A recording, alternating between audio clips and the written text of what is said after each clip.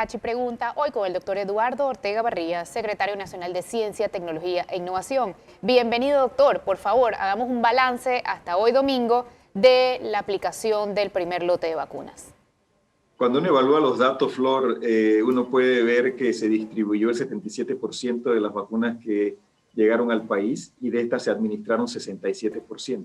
Interesante, hubo 30 personas que rechazaron la vacunación. Creo que es importante que veamos cuáles fueron sus dudas y por lo que hemos visto ha habido 2 eventos adversos que tenemos que evaluar.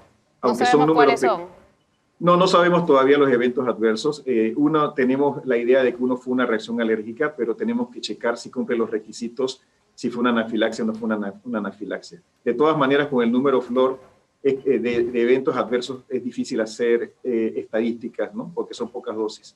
Están en el rango, de hecho es menor que lo que los estadounidenses encontraron. Ellos encontraron en eventos adversos totales 0.2%, nosotros llevamos 0.006%, pero nuevamente pocos casos para hacer estadísticas sólidas, pero nos da una idea. Correcto. Doctor, sigue el debate médico sobre si poner las 12.000 vacunas que llegaron o solamente la mitad. En el primer caso, si el segundo lote no llega a tiempo, quedan 12.000 personas sin la segunda dosis, quedan protegidos a la mitad. En el segundo caso, pues, se vacuna menos gente, que es lo que se ha decidido hacer en Panamá. ¿Cuál es su posición al respecto? Hay una discusión internacional interesante de velocidad versus eficacia. Si tuviéramos certeza de que las vacunas van a llegar en un rango determinado, de hecho, los expertos de la OMS han indicado que en situaciones de escasez de vacunas, el periodo se puede extender hasta 42 días. Se supone que las dosis adicionales nos llegan el 15 de febrero. Si se pasara una semana, llegarían el 22 de febrero. Si se pasa otra semana, el 29 de febrero. Y si aún se pasa otra semana, sería el 5 de marzo. Así que yo creo que nosotros pudiéramos probablemente utilizar todas estas dosis como primeras dosis y entonces priorizar las segundas dosis cuando nos lleguen las vacunas. Creemos que el retraso es básicamente que la fábrica está siendo remodelada. No es que se están jugando a nivel internacional con las vacunas. En 3 semanas la fábrica debe estar nuevamente reiniciando y van a duplicar la capacidad, van a pasar de 1.300 millones de dosis a 2.000 millones de dosis. Eso nos va a ayudar, Flor, y yo personalmente, profesionalmente creo que el bien público, la salud pública está sobre la salud individual y que deberíamos considerar vacunar a 12.840 personas y después completar las segundas dosis como prioridad. Doctor, usted habla de la salud colectiva que va por encima de la salud individual. ¿Eso haría posible para usted la obligación de vacunarnos? Sí, claro. Yo creo que la única salida que tenemos de esta pandemia es la vacunación, Flor, y la vacunación de un número importante de personas. No necesitamos 70-80% para ver el efecto. Eso es bueno. De hecho, Israel nos está enseñando hoy que con un 30% de vacunación de la población israelí, ellos están viendo ya una disminución de casi el 50% de los casos nuevos. Pero mi pregunta es si debería ser obligatorio vacunarse, tomando en cuenta que en salud pública lo colectivo supera lo individual. Esa es una buena pregunta, Flor. Yo creo que si obligamos a las personas vamos a tener una reacción negativa y creo que la vacunación debería ser voluntaria y nuestro trabajo es educar. Yo lo dejaría voluntario, Flor. De hecho, la reciente encuesta de investigación del CIEPS indica que 74% de los panameños se vacunarían cuando la vacuna llegue y hay una posición, yo diría que positiva, de 67% en pro de las vacunas. Este es un cambio dramático y esto es muy importante y nos dice que los panameños vamos en la dirección correcta. Yo lo dejaría voluntario. Doctor, usted decía que no hay que esperar alcanzar la inmunidad de rebaño para ver una mejoría en la situación. Después de aproximadamente cuánta gente vacunada debemos ver un impacto en los números de contagiados, hospitalizados y muertos. Los datos de Israel parecen indicar que ya con 25% de población vacunada, ellos observan esa disminución. Ellos lo que hicieron fue agarraron 200.000 personas vacunadas, 200.000 no vacunadas y vieron que había esa disminución importante que era entre el 33 y 50%. O sea que cuando lleguemos a ese 25-30%, vamos a comenzar a ver disminución de los casos de enfermedad, porque estamos hablando de que esta vacuna evita la enfermedad sintomática. Doctor, ¿qué pasa con los que se pongan una sola dosis? ¿Qué protección quedan teniendo? Entre la primera y la segunda dosis, lo reportado es una protección del 50%. Lo que no sabemos, Flor, es qué tiempo dura esta protección, si va a durar 3 meses, 4 meses, 6 meses. Recordemos que los estudios de fase 3 iniciaron el 27 de julio. En estos estudios en particular, pues lo que tenemos que son 6, 7 meses de seguimiento, así que por eso es que se recomienda completar. En este tema de velocidad versus eficacia, es importante no dejar a las personas sin la segunda dosis, pero una sola dosis da aproximadamente 50% de protección. Doctor, se habla de 21 días después para Pfizer, 28 para Moderna, para la segunda dosis. Supongo que eso no es exacto, ¿no? ¿Qué tanto margen, qué tanto gap hay ahí para poder ponérsela? Excelente pregunta. El estudio de Pfizer tenía 21 días más menos 4 días. O sea que el máximo que ellos vieron fue hasta el día 25. Pero como la vacuna de Moderna es muy parecida, es la misma plataforma tecnológica, es RNA mensajero, y Moderna la puso una semana después a los 28 días. Creo que eso nos habla de que tenemos algo de flexibilidad. Recordemos que también hay estudios de fase 1-2 que, si bien son pequeños, evaluaron diferentes esquemas de vacunación con diferentes intervalos. Yo estoy por lo que la OMS recomienda, de que podemos tener una flexibilidad, y la OMS habla de una flexibilidad hasta 42 días. ¿Es mejor, doctor, retrasar o adelantar la dosis subsecuente? Lo que sabemos de todas las otras vacunas con las que hemos estudiado, Flor, es que es mejor distanciar las dosis de vacunas. La primera causa lo que en inglés llaman priming, es como un primer mensaje que nos ayuda a madurar la respuesta. La segunda causa un estímulo muy rápido y muy fuerte, y se ha encontrado que si tú espacías las dosis un poquito más, esa primera dosis tiene tiempo para funcionar y la segunda llega en un mejor momento. Lo que sabemos históricamente es, si las espacías un tiempo, la respuesta inmune es mejor. Ok, ¿qué podría ocurrir si por desabastecimiento, supongamos, alguien se pone una dosis de la vacuna Pfizer y la segunda de AstraZeneca, o al revés? Esto no se ha hecho. Sin embargo, los ingleses lo han discutido, lo han publicado. De hecho, ellos están utilizando casi solo primeras dosis, y lo que ellos indican es, ante la falta de la misma vacuna, cuando vayas a recibir tu segunda dosis, tienes que poner la que tengas. Esto en programas de inmunización se llama oportunidades perdidas. Uno no pierde oportunidades de completar vacunas o de iniciar programas de vacunación. Así que en Inglaterra ellos van a poner la que tengan. La recomendación, Flor, correcta es intentar utilizar la misma dosis en la segunda administración. Doctor, vamos al primer cambio. No se vayan, esto de Flor Misrachi pregunta hoy con Eduardo Ortega Barría, secretario nacional de Ciencia, Tecnología e Innovación. No se vaya.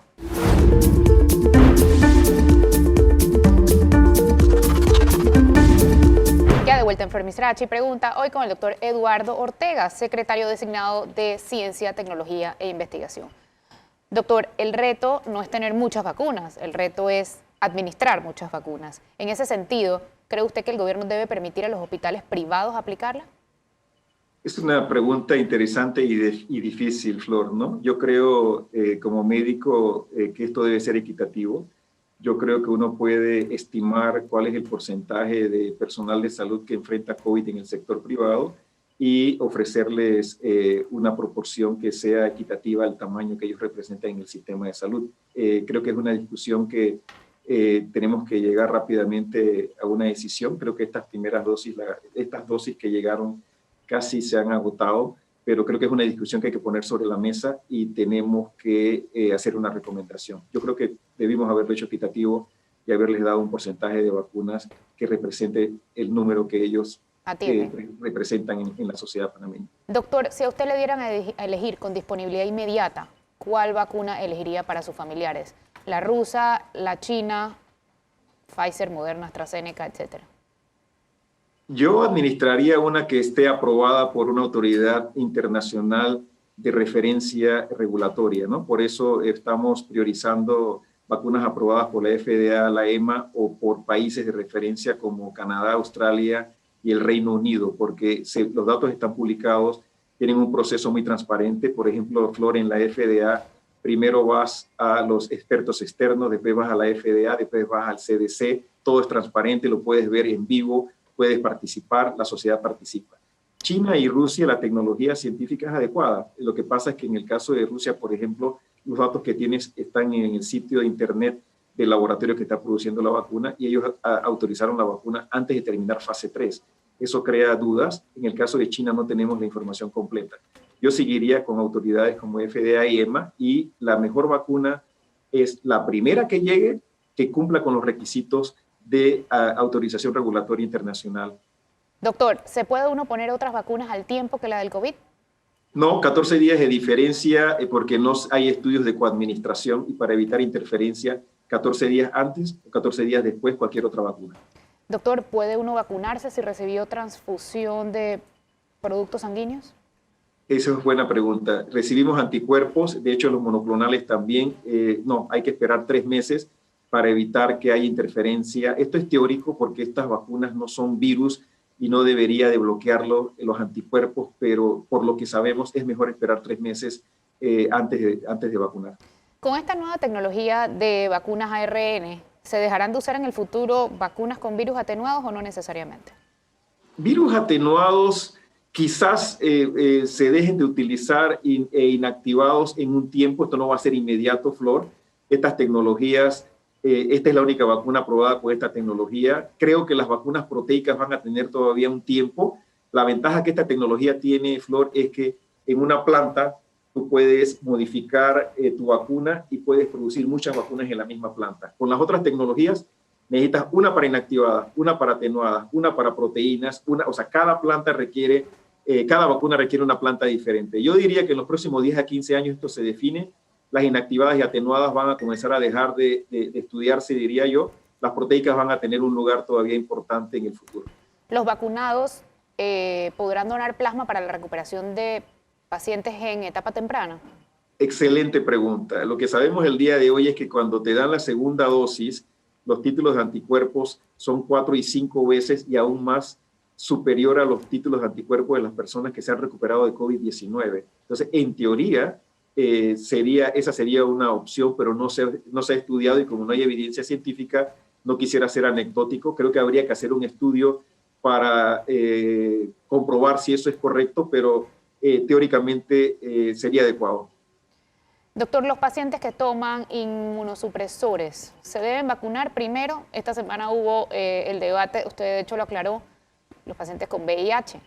En caso positivo, ¿deberían estar estas personas en grupos prioritarios por encima de la hipertensión o la diabetes? Yo creo que deben entrar en el mismo grupo, Flor. De hecho, la persona con VIH que está siendo tratada normalmente tiene linfocitos, cuentas de linfocitos adecuadas y tiene carga viral 0. Yo creo que esas personas van a tener una respuesta inmune muy parecida a una persona que no tiene VIH.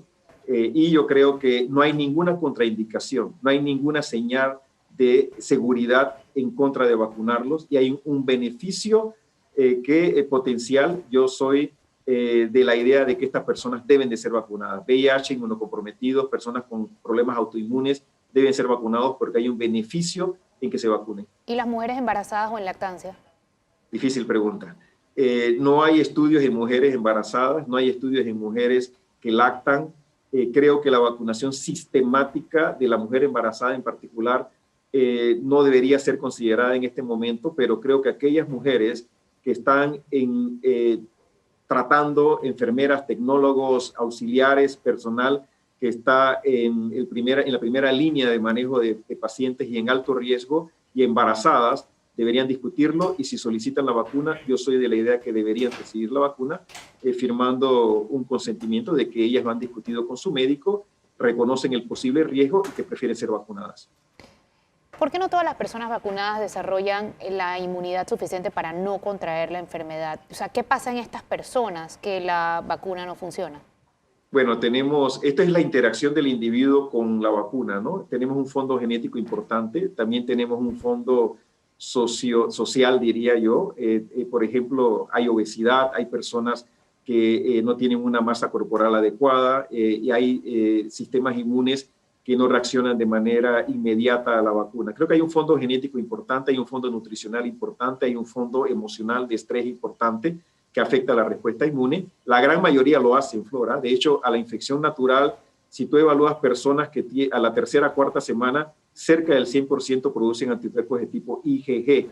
Y en la vacunación yo diría que casi 100% producen anticuerpos. Lo que sucede es que los títulos de anticuerpos pueden ser diferentes y hoy no sabemos cuál es el título mínimo necesario para proteger. Eso lo vamos a saber en el futuro. Nos va a ayudar porque entonces no vas a necesitar hacer estudios de eficacia y con los títulos de anticuerpos vas a poder decir esta vacuna sirve. Al ritmo que vamos ahora, 2.000 contagiados al día más o menos, si no llegan la suficiente cantidad de vacunas y lo suficientemente rápido, no alcanzaremos antes la inmunidad de rebaño, o sea, porque la inmunidad se logra o con muchas vacunas o con muchos enfermos y muertos. La inmunidad de rebaño demostrada, Flor, es con las vacunas. Ahí es donde no hay ninguna duda que las vacunas ofrecen esa inmunidad de rebaño. La inmunidad de rebaño a través de la infección natural no es lograble. Nosotros podemos ver hoy, por ejemplo, que tenemos en el país más de 250,000 infectados, tenemos más de 4,000 fallecimientos y la última vez que se hizo un estudio de seroprevalencia, de qué porcentaje de la población panameña tenía anticuerpos, dos grupos, no era toda la población general, encontramos que médicos 12%, donantes de sangre 12%, lo que nos dice es que aproximadamente el 88% todavía no está en contacto con el virus. A nivel mundial, Flor, 85% todavía no está en contacto con el virus, a pesar de que tenemos casi 100 millones de infectados y 2 millones de muertes. A nivel global, menos del 20% de la población ha sido expuesta al virus. Por lo tanto, si intentamos lograr esa inmunidad de rebaño natural, vamos a tener mucho más fallecimientos, muchas más infecciones, mucho más secuelas. Por supuesto. Doctor, vamos a un nuevo cambio comercial. No se vayan. Esto es Flor Misrachi Pregunta hoy con Eduardo Ortega, Secretario Nacional de Ciencia, Tecnología e Innovación.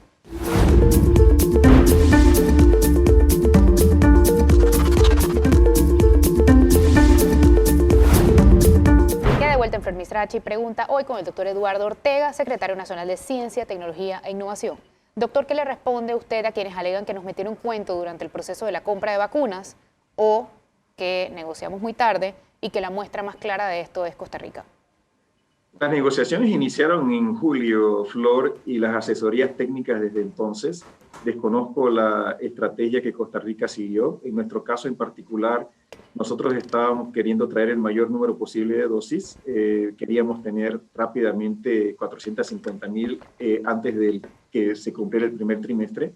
Pero bueno, ya sabemos las limitaciones que están ocurriendo a nivel mundial y esa estrategia pues no nos funcionó. Pero creo que eran diferentes. Ellos negociaron pequeños volúmenes en diferentes intervalos. Nosotros negociamos grandes volúmenes. Se nos abrieron los ojos, doctor. Sí, creo que sí, hay que felicitarlos. Yo creo que haber hecho pequeños volúmenes les funcionó bien. Yo espero que ahora que el 15 de febrero que se restablezca la producción de la vacuna de Pfizer, ellos nos entreguen lo que se comprometieron a entregarnos y puedan resarcir esas dosis y darnos las que se comprometieron a darnos. Doctor, ¿cuál es la opinión suya acerca de la denuncia que hicieron los médicos sobre la vacunación a personal que no está en la primera línea de batalla?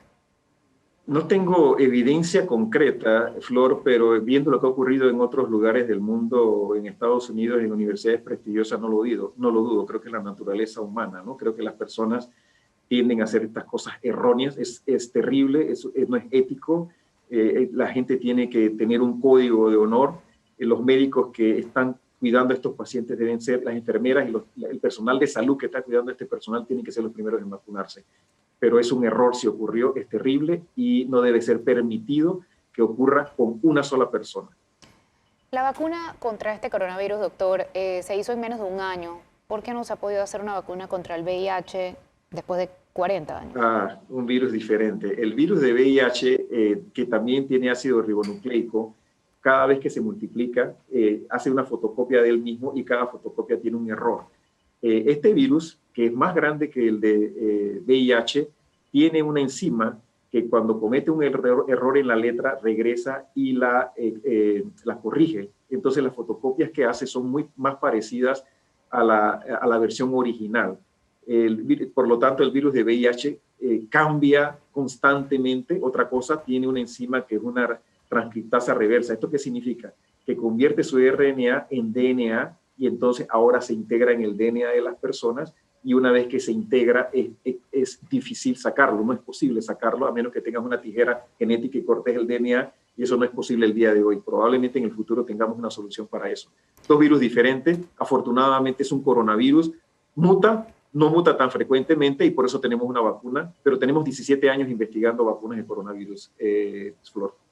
¿Qué hace falta para que Panamá empiece a fabricar vacunas?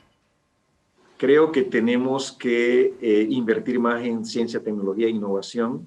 Flor, nuestros investigadores en este año de pandemia, ¿qué han hecho? Ellos sometieron casi 300 solicitudes de investigación científica para combatir el COVID.